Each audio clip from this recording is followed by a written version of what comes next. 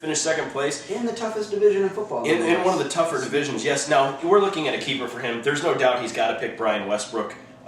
Even though Westbrook had some surgery in the offseason, it didn't seem like it was a major surgery. It's what we're hearing. McNabb's happy.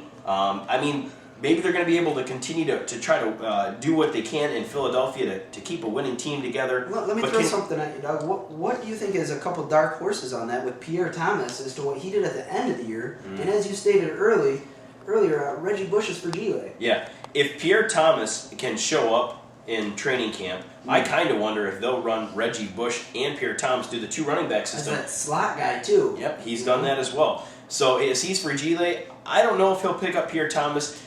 Jake's not a risky guy. I think Jake's going to go with the solid pick of Brian Westbrook. I think he thinks that's going to be the smart move, and he's going to try to stick with that. What about one more dark horse for him, Mr. McNabb himself, who he shouldn't. Those two brought him to the championship game with that playoff run. You are correct. Now, however, let me ask you this though. Sure. Donovan McNabb, as we look at McNabb and we look at what he's going to do this year, he's happy. Supposedly, he's got more money in his pocket. I mean, is he going to have another season where he's going to be really, really healthy? He's going to be able to throw the ball well. I mean, is that going to happen? I think so, Douglas. I mean, they got him some weapons. They did. Especially with Deshaun Jackson. He's a stud. Yeah. And that's what Donovan needs in order to continue being a stud. But as he's all the way back here, I don't see him being able to pick up another good running back that far away. And he can pick up a quarterback in rounds 7 through 50. So I'm not really concerned with that. If I were him, I would go Westbrook with the batting. I think that's what he's going to end up doing. Now, there is Lee Evans. Jake loves the wide receivers. Is Jake going to go with Lee Evans, though? Lee Evans was a thorn in his flesh for most of last year. He didn't really know when to play him and what games he would show up on. I think there was a couple games where he played Lee Evans, and he did nothing, and then he benched him, and he did everything. So is that a possibility, or are we still just going to keep sticking with Westbrook? That just goes back to Jake's old style of GMing. One bad game, and he trades him or benches him or releases him. That's just the way that he rolls. It's live or die. Is Jake mentally strong enough to handle a winning season? We all know that answer. It's no. He's not going to have a winning season. He's in a tough division. He's mentally soft. He's had one good draft in 4 years, so I look for him to be with the TJs and the Little Caesars. All right, so I don't think we're going to keep him sustained winning. So we'll move on to the 9th pick of the 2009 draft. Oh, a big surprise here, Douglas. Number one. Mr. Daniel Wayne Chapman of the Soldiers. That hurts. Dan Chapman finished 10-3. Wow, great regular season for Chapman. Yes, very good. Great regular season. Scored a lot of points. Just did really well. I don't know that he was prepared for a tough playoff run. He wasn't used to necessarily being in the playoffs, and I just don't think he was mentally strong enough either. Another case, like a Boyke, maybe mentally strong enough not to handle it. But anyway. Well, some of it goes back to the division, I think. I mean, you play all season in the AA, and then you got to play with the big boys comes playoff time, and you drop one. I don't think that his team was as good as advertised. Yep.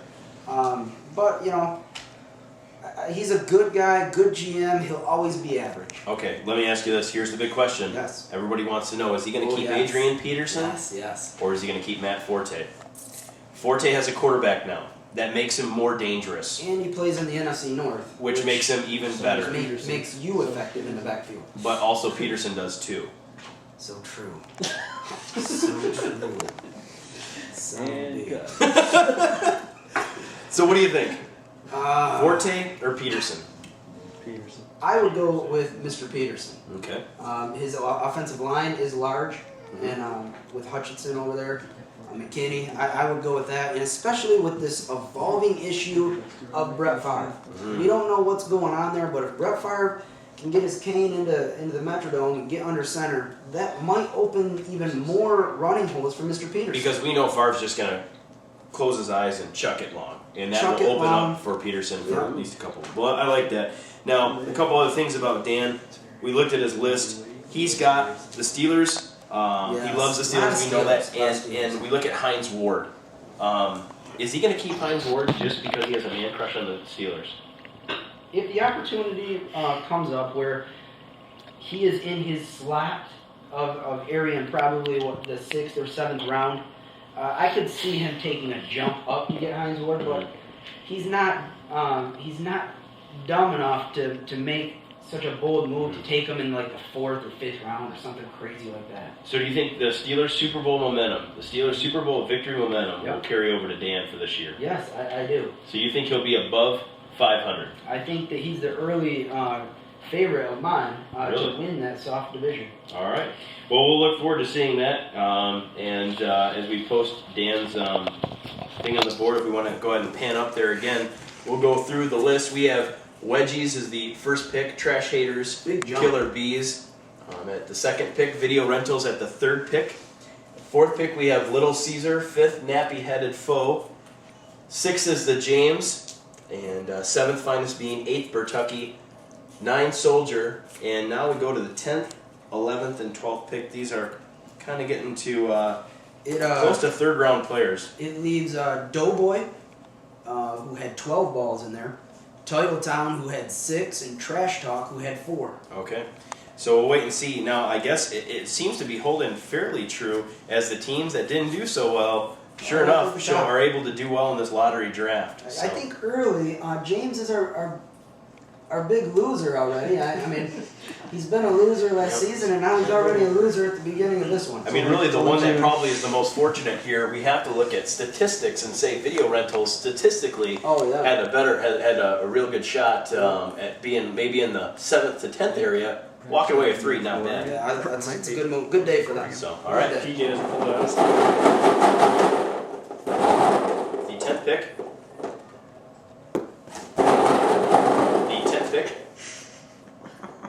The 10th pick. We're going to be doing this for a while. The 10th pick. Ooh, Trash. The 10th pick of the 2009 Greater Flint Open. Moved up 1 spot. Fantasy Draft. That would be Trash. Now, we know that when we look at Trash, there's a lot of hate here. He is by far the most hated GM. He was ranked the first hated GM as well as the second hated GM. Steven, as the GM of Trash Talk and the commission, how do you feel about such animosity, hatred, bitterness? Would you call it jealousy? Douglas, I don't know what else we'd call it. When you're always either first or second or always bringing home the hardware, you got, the proverbial target on your back. Yes. Now, I mean, we do look at your franchise. We do say consistency seems to be the key here. I mean, we look at 2 years ago. We don't know how you somehow even made it through the playoffs, the regular season. We think you fudged some numbers, but once again, you say consistency, and you always continue to go back to the whole idea of the integrity of the league is what your mantra is throughout the whole year. Yes. I mean, we're going to look forward to this again this year.